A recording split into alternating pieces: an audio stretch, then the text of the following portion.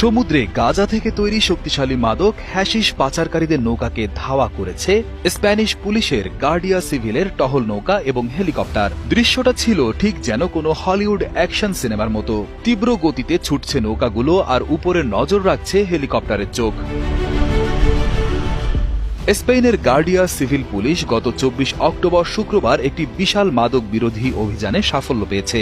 স্পেনের দক্ষিণ পশ্চিমের প্রদেশ ক্যাডিজ এর চিপিওনা শহরের উপকূলে সমুদ্রে অত্যন্ত দ্রুত গতিতে ধাওয়া করে তারা প্রায় 1.7 টন হ্যাশিশ জব্দ করেছে।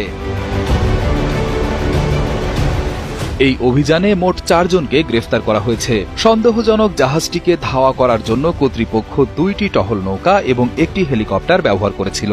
হেলিকপ্টার থেকে পুরো প্রক্রিয়াটি নিয়ন্ত্রণ করা হচ্ছিল, যা পাচারকারীদের পালানোর সব পথ বন্ধ করে দেয়। এই ত্রিমুখী ধাওয়ার মুখে পাচারকারীরা শেষ পর্যন্ত হার মানতে বাধ্য হয়।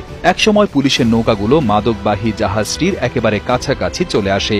নাটকীয় মুহূর্তের পর পুলিশ সদস্যরা জাহাজটিকে ঘিরে ফেলেন এবং সেটিকে নিজেদের নিয়ন্ত্রণে নেন। ধাওয়া চলাকালীন মাদক কারবারিদের সঙ্গী আরও 2টি খালি নৌকা এসে পুলিশের গতি রোধ করার চেষ্টা করে।